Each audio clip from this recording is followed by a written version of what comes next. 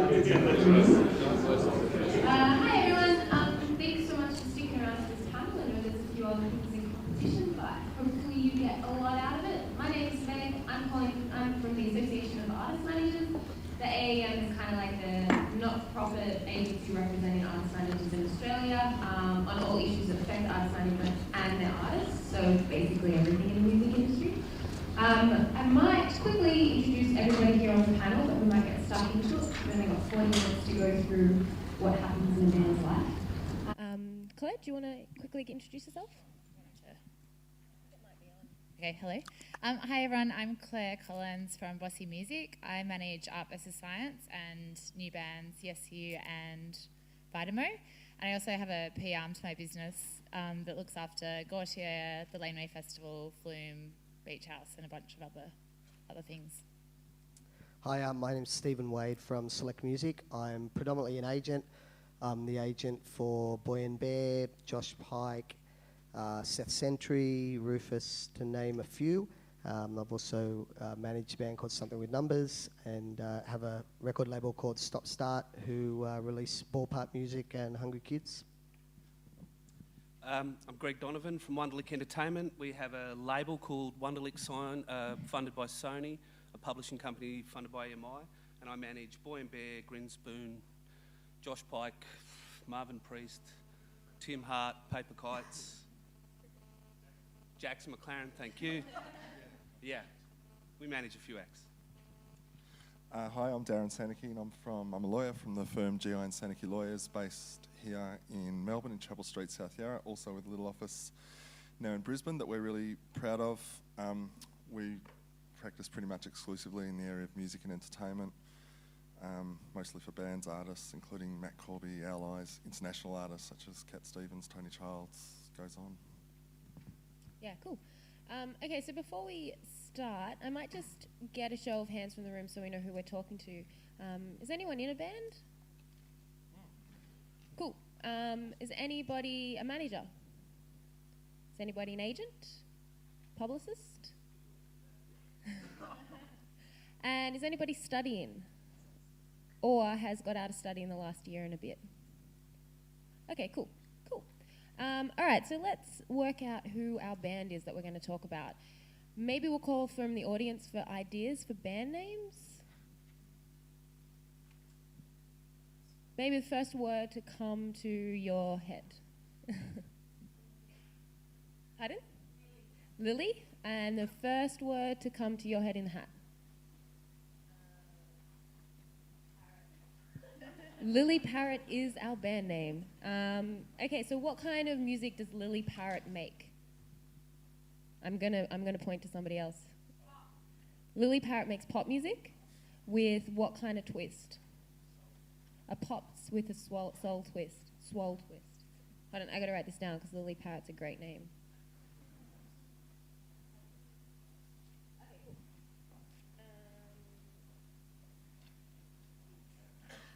Okay, cool. So let's set the scene. Lily Parrot is a band from regional Victoria. The young guys they just turned about 18. They kind of cut their teeth making pop music at a lot of push events in regional Victoria. When they turned 18, they kind of decided to move down to Melbourne and give it a red hot go. They got a residency at the Ding Dong Lounge and started making a name for them as, with a really great live show, really catchy songs, started building a really good really good following behind them.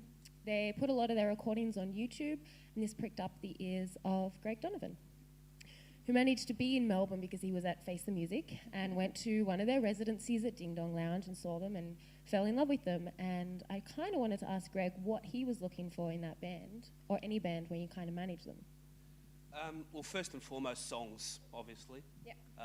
And a band that has an undying belief in the genre and style that they do, that they are that genre and style, they truly believe it, they're not faking it.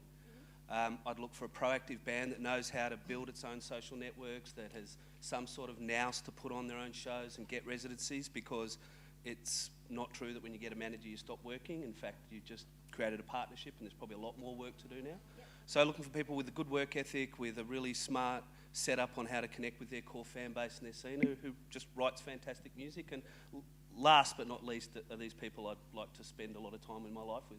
Okay, cool. So let's have a first little hypothetical conversation. Let's pretend I'm Lily Parrott. I just finished my last residency at the Ding Dong, and Gregg was there and kind of comes up to me and is like, "Man, that was a great show. I fucking love your songs."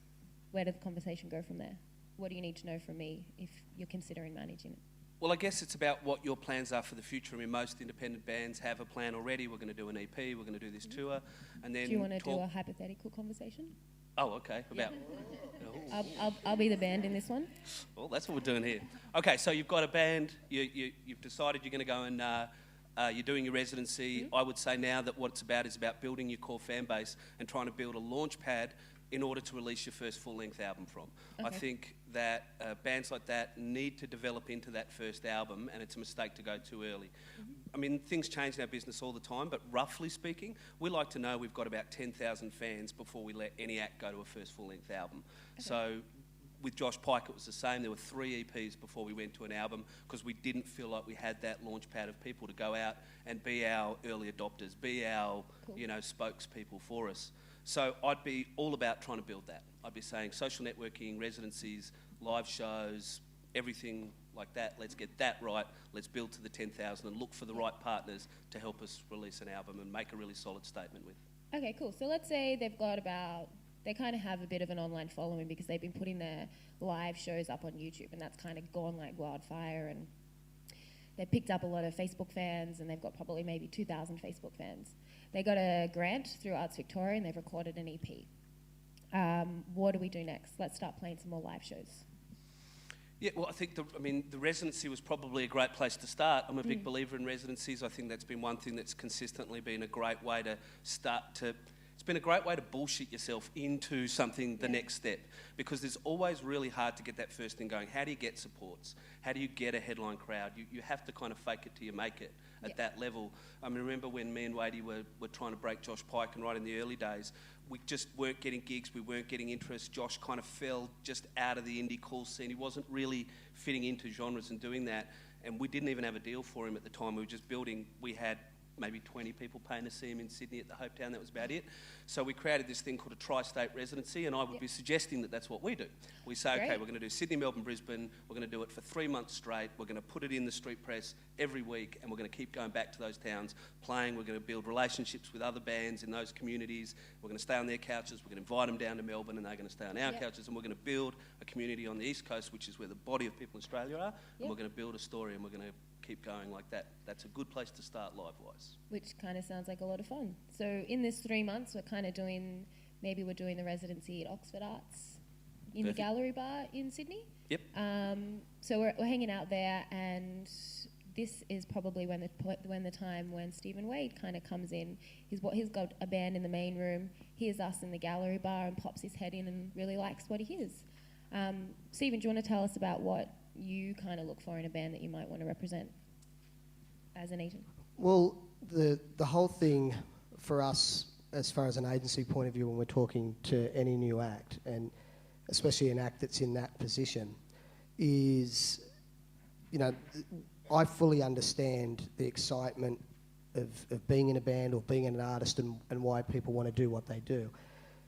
I find that when I first speak with artists, there's a little bit of understanding that excitement, but also tempering that crazy enthusiasm that's right at the start of every artist's career, where they want to play every show and they want to be involved in everything. And my things first, and it's a little bit chicken or the egg, but in the situation of this act, I would be, have you had any interest from anybody within the industry? We don't really understand what an agent is yet. Yep. Okay. First time we played. So from my perspective, I would say I would explain the roles that an agent undertakes, which is we're responsible for booking all of an artist's shows. So we're the exclusive place that if anybody wants to book an artist, they call that agent. It means that if an artist goes into a relationship with an agent, that they then don't book their own shows. Even if someone calls them, they have to kind of go back to the agent to let them know, and then we have to discuss that through. It might seem a lot of the time that you know, shows are just booked and there's not much that goes behind them. But believe me, I mean, I'm working with artists now where we've booked May of next year and we're planning September, October of next year. So when I said, who else, have you had any other interest, I would want to know, before we would take an artist on, I would want to know that you have had some interest from strong management. Yep. And that you've perhaps may have had some interest from labels.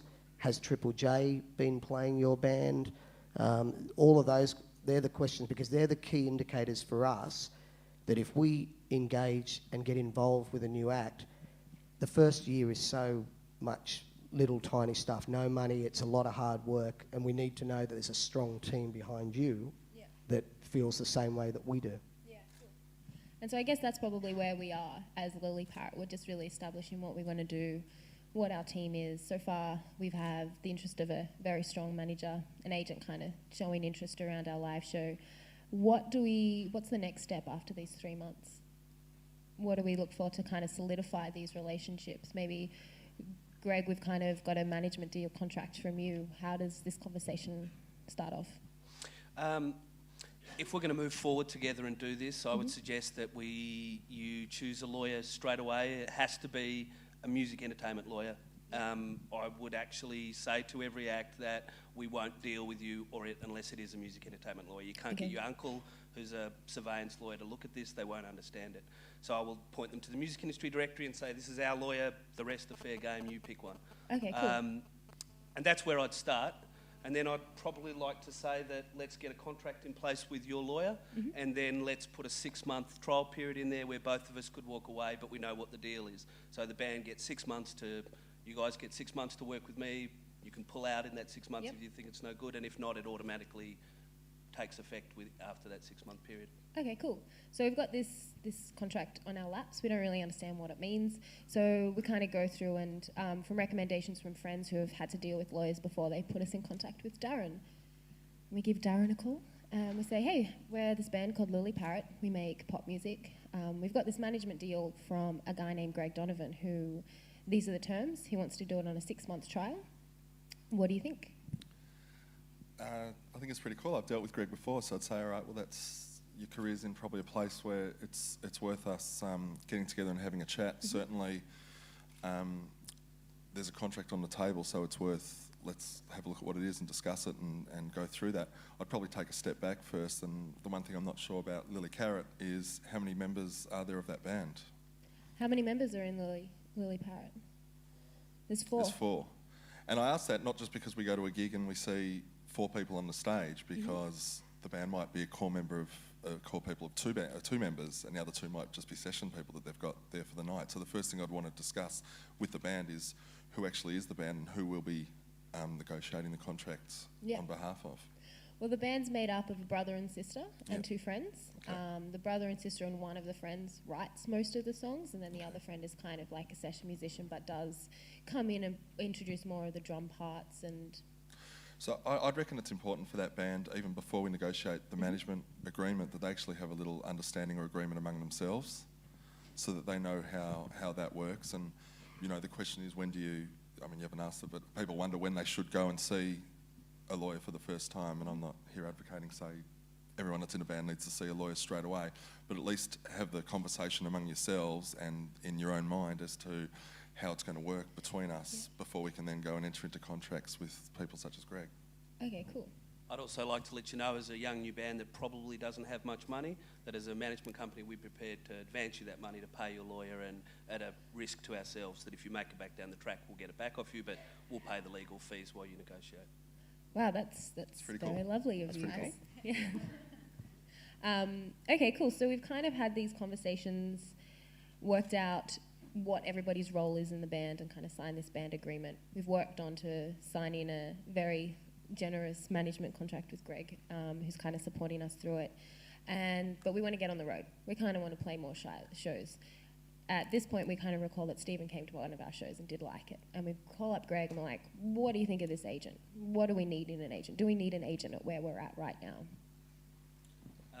Absolutely. I think an agent is an incredibly important part for an act, and I'll look for agents first and foremost before looking for labels and publishers and things like that. Quite often, especially these days, it comes the other way. We're hearing about acts through the agents. The agents seem to be the new A&R guy. Labels don't have the ability to go out and scout as much as they used to. They don't have the budgets. They don't have the inkling to do it as much as they used to. Agents are the ones that are seeing what's happening. They're looking for supports every day for bigger acts. They know what's going on within the scene. So I would say associating ourselves with the right agency that has other acts on their roster that you can tour with is a great place to start. And so what about this Stephen Waite character? I would say we do quite a bit of business with Stephen Wade. He does a good job, and that depending on the what are we doing? Pop music. Pop music with a twist of soul. I'd have to go and have a talk to Wadey to say, Wadey, you haven't done a lot of pop music. How do you feel about doing this one? In fact, it's kind of bizarre right now because this has happened to the two of us in a non-hypothetical situation quite recently. This was not staged. And, let's be brutally honest, it was a pop act and we went with a different agency who had strengths in that pop world. And Wadey wouldn't have been that interested in the act either because it was completely different to everything else on his roster. So, assuming there was the right acts on that roster, and let's say Wadey's taken on a few pop acts recently, hypothetically, so now he's in the pocket, I would say, okay, it's not a bad place to be. There's some other acts to get involved with. So I would say that the good thing about being with an agent, which Wadey will say is the bad thing about being with an agent, is that we don't have to contract with them. So why don't if you it have does, to contract with an agent? Well, I don't know. That's a good question. It's something within Australia that's never actually ended up being a principal form of business. It's around the rest of the world, I'm pretty sure it is, isn't it? Yep, I've never signed one. I think representing an artist, if you sign exclusively to an agent, then you're really getting into an issue of, well, they can potentially be stopped from working with other people and no one's interested. I mean, these deals are done on a handshake and built on relationships, as you know. No one's interested in stopping anybody else from working, and if you're going to only sign to one agent exclusively, well then there's some legal implications in terms of you not being able to work with other people, which is in nobody's interest. And I think the other flip side of that as well is that because the whole job of the agent is to get work, there's so many variables as to why an artist may not be able to get work, which may not be the agent's fault. If no radio gets played and no one knows about the artist and you can't get them gigs and you were actually signed to them, you know, it would open up a lot of can of worms. But I mean, I've had handshake agreements with every single act that I've looked after,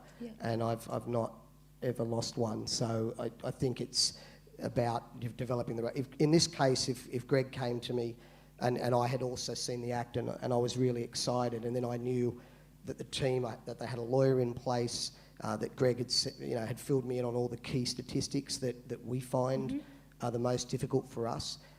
As you can imagine, we get approached by so many different acts. What are some of the key statistics that we need to demonstrate? I have like a little 5 kind of pointer for me, and my whole thing is that ultimately an agent's a salesperson. You know, like we sell. Our product is bands and music, and like anything, if you're going to sell something, people have to want what you're selling. You know, it doesn't matter how good a salesperson you are. If you're selling something that no one's interested in, you're not going to be able to get many buyers. So for me, to be able to sell and really do a great job on an act, that act needs to have momentum.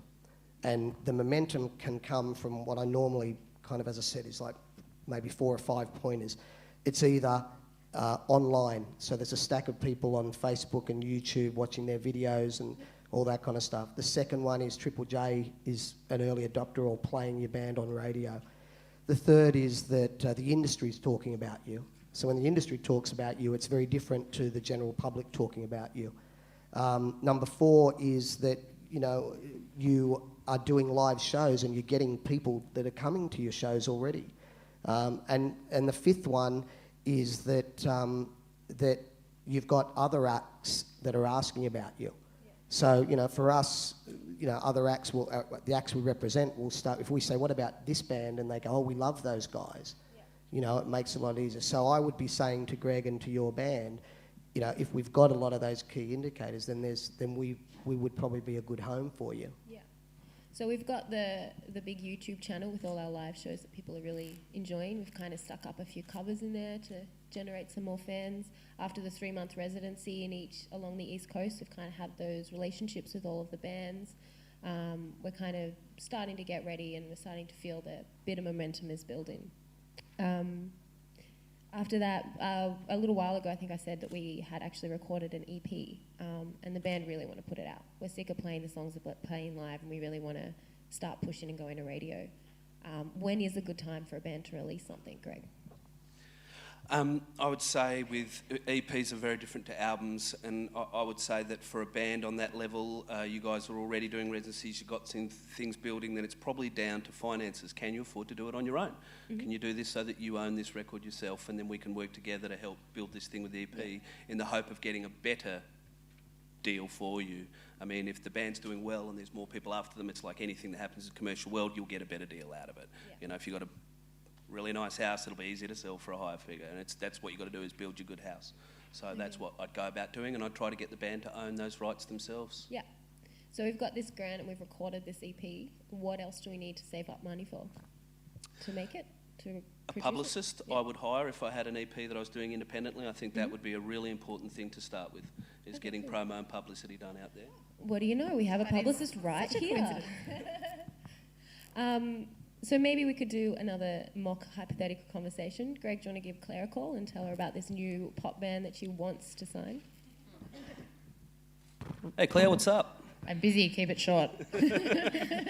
Hey, so I've got this indie band, we've got absolutely no money, the guys are broke, they've just sunk it all into travelling up and down the East Coast for the last 3 months and making their own EP. They borrowed money off mum and dad. Maybe I can chip in a couple of bucks to help them out. Could you do something for us to help us in the hope that in the future it'll turn into real work? I'm not sure, to be honest. I need a bit of a, what's the story? I need this, you haven't given me anything to let me know that this band has a future and we have the potential to form a long-term relationship. What's happening? Fair enough. When we first started the Tri-State residency, we were lucky to get 20 or 30 payers. We're at the end of it now. We've been selling out clubs at 200 people a night. We've got this really good thing going up and down the East Coast. We've had 180,000 hits on YouTube on the 2 videos we've posted up. They're trying to build this within the community, and that's growing at a really fast rate. So I can see a really good growth on this act, and I truly believe that when we get an album in place, this is going to turn into a profitable business, and I think we can pay your full rates there when we're there. But I can't promise anything other than that, but it feels right to me. Okay, well maybe we can work out some kind of arrangement where I take a half rate now and there's some kind of incentive for me a bit down the track. But first of all, I just want to ask a bit more about the style of music. Is there a uniqueness to it? Is there many kind of acts competing in that style of music? Well, it's a really tough one actually, because it's a pop band and they don't have a national TV show to bounce themselves off, and so it's very difficult to promote them, because it was very hard to find the right venues to pick them up, because they're pop. It's hard to get pop moving without $10 million, a national primetime TV show, and a ginormous amount of stylists and people behind it. We don't have that. We're an organic pop band, and we're just kids who love pop, and they're going and making it. So, look, I think it's a big challenge ahead of us. That's the thing I'm worried about, and I'm looking for someone to come on and help us meet those challenges head on, and look for a way to build a fan base. Maybe online's the way to do it. Maybe we need to create our own channel online and bring everyone into their world with a Tumblr and Facebook setup of some sort. Okay, well that sounds pretty interesting. I'd love to catch them live and make sure that that's, it sounds like that's going to be their main strength. So that would be the first step. After that, I'd love to kind of just sit down and work out if there's a place for them on Triple J, because that's quite important to me and the style of acts that I look after. And I'd be happy to take it from there.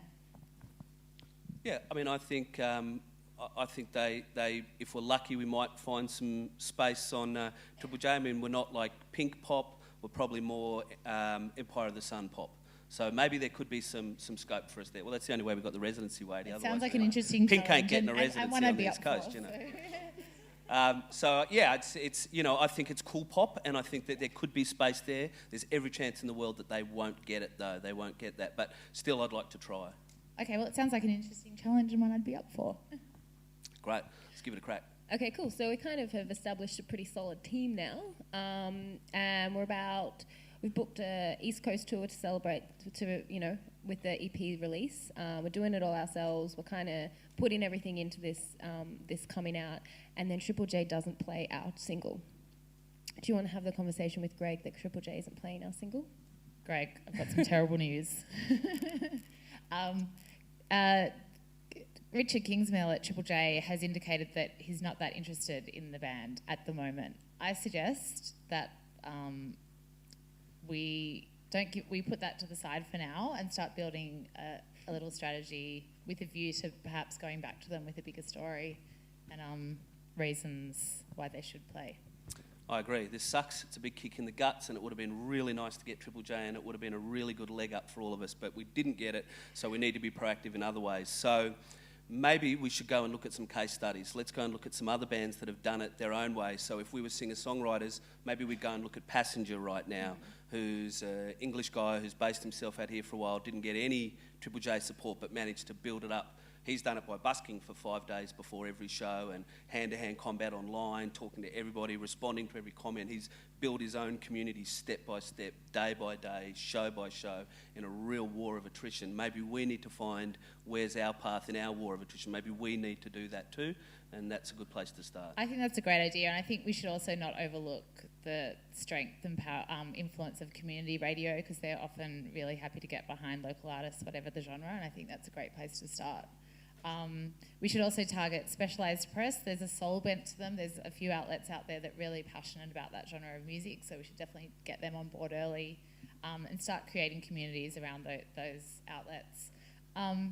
The great thing about Triple J is that, you know, there's no limit to how many times you can go back, and, you know, the stronger the story, the more chance you have. And they're willing to admit that sometimes they get it wrong too, which is great. So I think, you know, you shouldn't give up in that regard, and you should always just focus on building that story.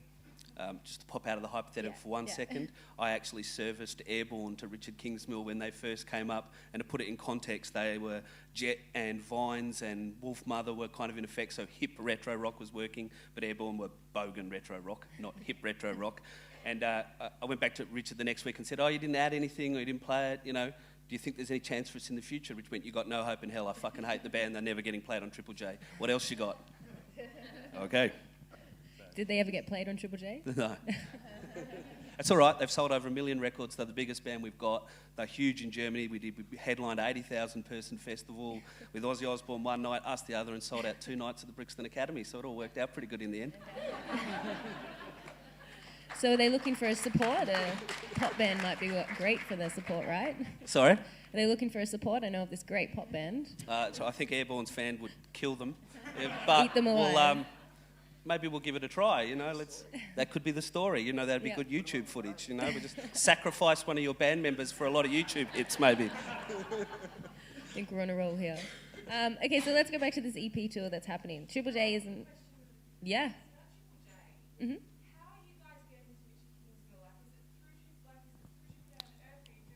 It's every Tuesday, Kingsville has a pretty much open door policy, which if you're an artist and you email him and say, here I am. He's a very, very busy person, but he's pretty good. Like if there's a story and he's heard of you or he's, you know, has an interest in your music, he's more than happy to speak to you directly.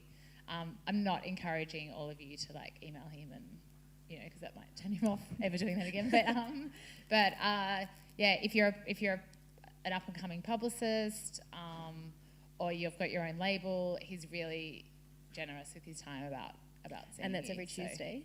Yeah, every Tuesday morning. There is another option, which is to hire a radio plugger that does that for a living.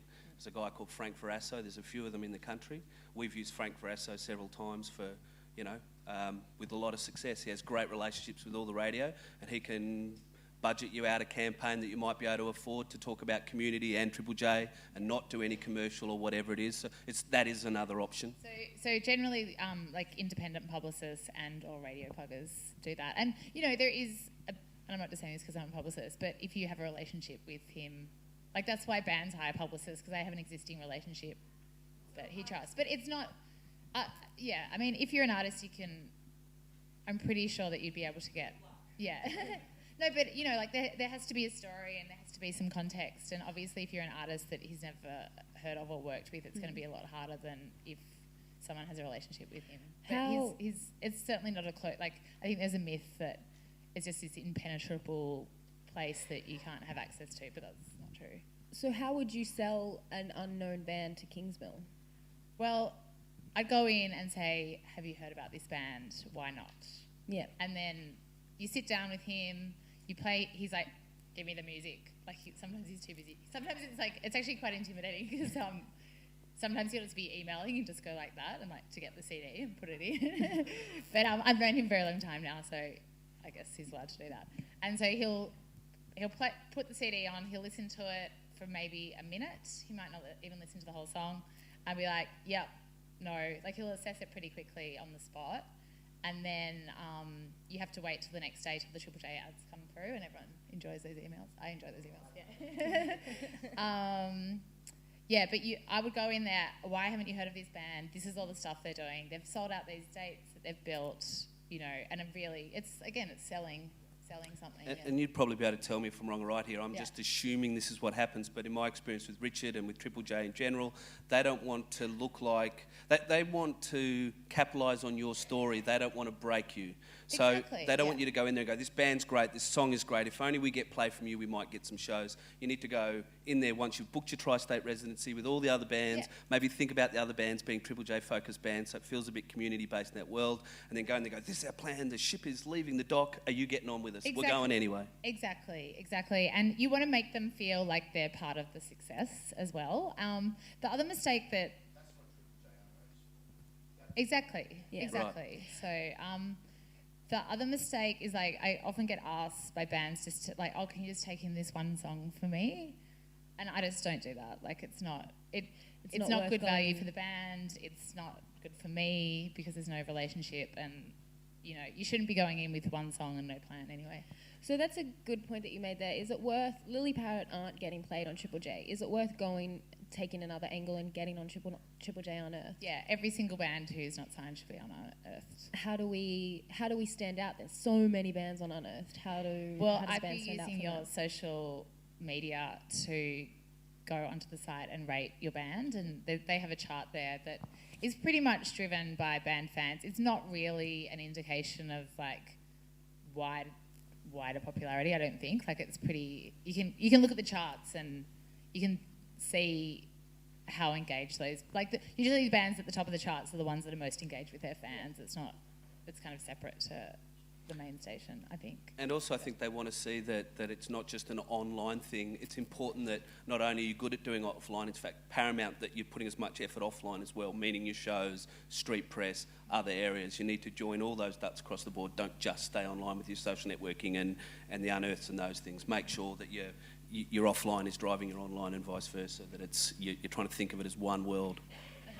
Sorry, the other thing I just want to say about Triple J, it's not just Kingsville in there making the decisions. Like, they have their music meetings, and it's a combination of presenters and assistant music directors and a specialised... Dom Alessio is really engaged with Australian music. He's if a lot of the early acts that I've worked with that are right at the beginning of their careers, if I'm out and I see Dom, any question I ask him about any act, I always try and find someone I think he's never heard of. And I don't know whether he's just bullshitting me and just, you know, of course I know those guys, you know, but every time I say to someone, he knows about them, he's either heard of them, he's played something, he can tell me something about them.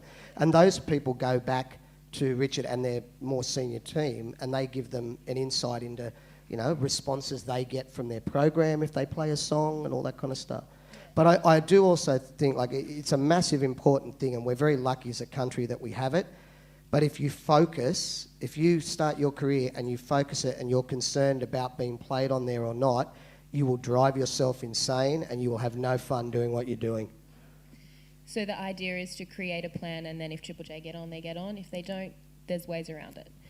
I think you have to think of your whole career that way. You have your plan, and if other people come on board, great, but you've got to drive your own ship. Okay, so the EP tour happens. Triple J doesn't play the single. They don't play any of the tracks off the EP, but we managed to sell it out based on the support of community radio and some really specific online media. And then a band called Alpine gives Stephen a call and is like, well, their agent calls Stephen and is like, hey, have you heard of this band Lily Parrot? You're repping them, right? We really want this on our national tour. What's involved in those conversations? Who's the band that's saying? Alpine? Who's booking Alpine these days? Oh, Alpine? Yeah. Oh, sorry. I thought you said Outplan. I would just obviously take the inquiry. I'd say, that's great. I would ring the manager. So the initial inquiry is just for the Melbourne support? if it was just for the Melbourne support and we had built a really strong base in Melbourne and it wasn't for any of the other states, I would instantly say no. Okay. And my reason being the band doesn't need right now more exposure in their hometown because we already own their hometown. And where we're going to gain the benefit from is playing in front of audiences in other states. Okay, cool. So the conversation kind of lends towards this national tour. They're supporting Alpine, and Triple J eventually do get on board and start playing the single. And I hear we only have 5 minutes left of this band's career. So I'm going to throw to the audience. Better make them famous real fast. We haven't even got to the label deal yet. That was a great one. Is there anyone from the audience that wants to take a spin at what happens next? Singer sleeps with the guitarist's girlfriend and Sister, it's all over. no, Wait, aren't they brother and sister? The lead guy's sister There's sleeps gotta be with one of the some other law, guys. right? They punch each other out at a gig. I get a call saying they're never to come back. I ring Gregg and say, you've got to control them. Gregg says it's out of control. They break I'm up. like, great. What a great story. Gregg goes How with does the publicity. deal with And then this? because of that, they become massive. Yeah. They become massive and they're supporting Airborne in Germany. No. And they don't need Triple J because they've got Who Weekly. Any other questions? It doesn't have to be in a scenario, but general questions for the panel.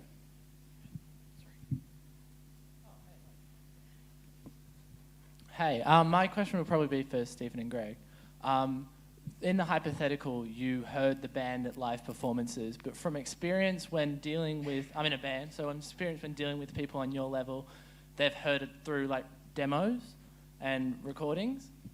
I was just wondering, because we're always really paranoid about it and we're always going for top quality recordings, which we can't afford and things like that. You're probably looking, the ideas and the hooks, what's catchy, but is there anything in a demo that would turn you off that isn't like a bad idea? Probably too high end of production. You spending too much money in the studio would probably be a bad sign. Most of us are all music fans. Most of us have been in bands. Most of us were in bands when the technology was nowhere near like it is today. My demos in the first day was a tape recorder in the middle of the room. You press record and play and you send that out. We're not listening for production quality. We understand production like the back of our hand. We're looking for melodies. We're looking for good songs. We're looking for energy. We're looking for things that excite us. Looking for goosebumps. Looking for something. There's a lot of music out there. This is really competitive.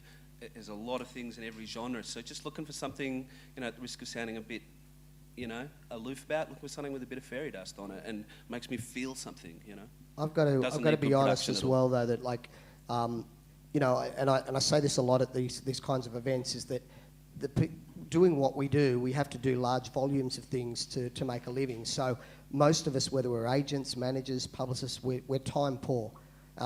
We work very hard for the artists that we have. I probably get 10 to 15 albums a week from people, which times 52 weeks is, thousands of demos. Each one, if you send someone like us an album of material, we'll never have 40 minutes to listen to all your songs. Or 5 minutes to open the envelope, take the CD out and put it in the thing. Yeah. Like, it's just SoundCloud link or YouTube video is totally fine. So those things, if one song, it's got to be what you feel is your best song. And if you send your best song, but that best song has to be backed with something. It can't, because the difference between an artist at this level is, as I said before, you've got this incredible passion and you want more people to like your music and you want to have a career and you want to move forward. So the thing about that is we don't know anything more than that song. So sending an album and sending big bios and photos of yourselves is kind of irrelevant at the start, because that's not anything that we're going to be able to use or utilise. And I don't know about you guys, but I've never in 20 years signed a band from a demo being sent to me. Talent finds talent. I hear about bands through other bands. I hear about them through the scene. People tell me about them and I go and check them out and work it out from there. But talent finds talent. So get out there and play. Go to see bands that you love, local bands, and take them your demos and find a way for them to tell me about it. Talent finds talent. Get out there and create your own thing. If you sell 100 tickets in Melbourne, we're going to find out about it sooner or later. Any more questions? Up the back. Just with dealing with young bands, when you come to make a choice, I've had to do the same sort of thing. how much do you explain to the band? Because I've seen bands who don't want it bad enough and are not prepared to put in. How do you deal with that? I always say, do not quit your day job. Like, it is so hard to make a living out of music, and statistically, your chances of being, successful is like quite slim. So make sure you're enjoying it the whole time. Art versus Science did pretty well quite early on, but they didn't quit their day jobs until like 2 years into it, when I knew that they could sustain a salary for to the next 2 years. So I give them as much information as they want as possible, really, about the realities of being a musician in Australia. Yeah. And sorry. I was going to say, I think the thing of what you said with an act of that they may not want it enough. There's a real kind of quandary in that kind of equation, because the reality is it's not about how much you want it. I mean, you can want it the most in the world, but if you're not very good, it's still not going to, it's still not going to happen. You've got to be devoted, and you've got to realise that there's going to be an enormous amount of sacrifice. And sometimes I think that, like with agents and managers and all the rest of it, 10% of nothing is nothing. So when an artist starts and they're like, we're poor and we've got no money, well, the other people that are around you who have got the experience in the industry are making no money either. There's a real vested interest in wanting a long-term career. Yeah, Neil, I read them the riot act at the start. So I have this kind of speech every time I'm going to sign a band, and it's right at the start, which is like, look, I get it if you want to be an independent band that's doing this for the music. You don't care about selling records, you don't care about media. That's a valid choice to make as an artist. It absolutely is. It's not what I do. My company will make you successful. That's what we're going to try to do. We're going to try and make this a profitable business. So to do that, you need to be in business with us. You need to do the job. You need to work it. So you need to make this decision before you sign to me. Are you that guy, or are you this guy? And if you're this guy, then we can do something together. And then I've got an excuse to keep falling back on that constantly. Come on, man. You said we would. Let's go. And I can keep putting the boot in. Yeah, it's amazing, how quickly some artists go, okay, well, I'm getting paid on Triple J now, so I don't think I should have to spend 3 hours doing phone interviews, back-to-back phone interviews. But you do, because everyone has invested that time, and at the end of the day, it's a business, and you have to put in, what is required of the business. So you need to make that decision at the start. Yeah. I'll take one more question. That was the most eager way you've ever put up a hand.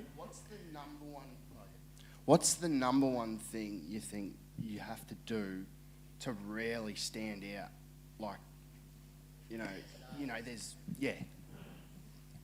I can take this one. Write really good songs.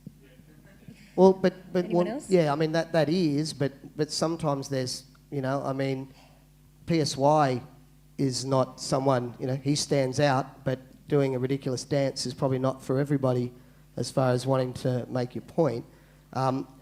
So the thing about standing out is that the people that do quite often don't even know that they are, and that's something that can't be taught to someone. It's some artists just have those qualities, and if you've got those qualities, the industry finds you. It finds if you're Flume, if you're Boy and Bear. It doesn't matter if you're Art versus Science. All different styles of genres. It doesn't matter, but there's enough of those things and artists that stand out to their peers, and then people gather around that, and then that builds a momentum, which is what I was saying before. Yeah. I think if you're selling an act into the industry, as sort of cheesy as this sounds, you need your elevator pitch, you need your one-liner. Like Airborne was, sheep shearing bogans from Warrnambool play rock and roll.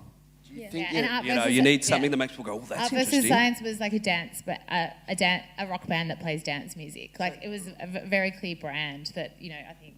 Something that hooks people in Art for a versus bit. Science, why for them? There was a lot of electro bands, but none were like a rock edged. So when they kind of came up against a whole bunch that was similar, they weren't the same. So people gravitated toward, that was their kind of thing that made them a little bit different. And they ended up going past most of the people and other artists in that genre because of that little bit of thing that made them different. And like Meg says, we live and die by our song choices. That is the most important rule of thumb in this business. You live and die with your song choices.